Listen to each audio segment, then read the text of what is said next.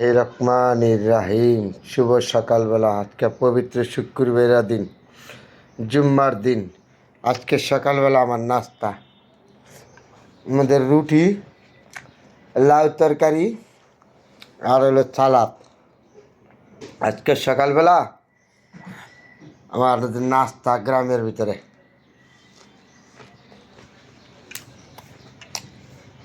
এই হলো রুটি, সালাদ, লাউ তরকারি। এই খুব পছন্দের তরকারি আমাদের গ্রামের ভিতরে। আমাদের খুব খাওয়ার খুব সুন্দর একটা তরকারি।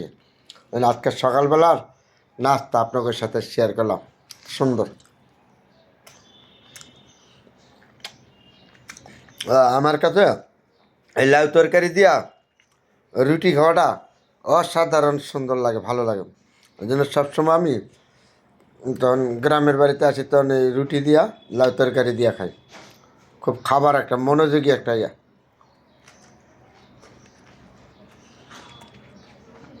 তাহলে আজকে শুক্রবার আপনাদের সাথে শেয়ার করলাম আমার সকালবেলার নাস্তা।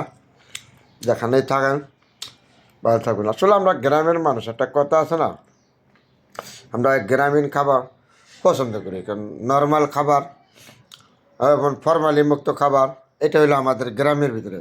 এই যে রুটি, এই রুটি কিন্তু শহরের মানুষ খাবে না। শহরের মানুষ কিন্তু এই যে নাল রুটি, তন্দুর রুটি বলে, এগুলি খায়। আমাদের গ্রামের ভিতরে এই রুটি, বাংলা রুটি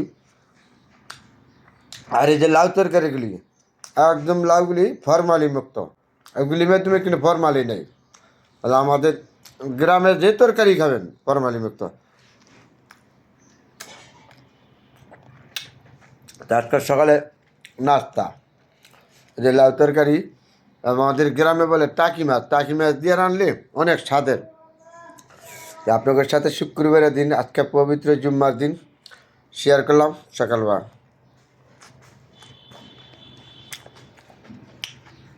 আমরা গ্রামের মানুষ, সাধারণ মানুষ, সাধারণ খাবার খাই।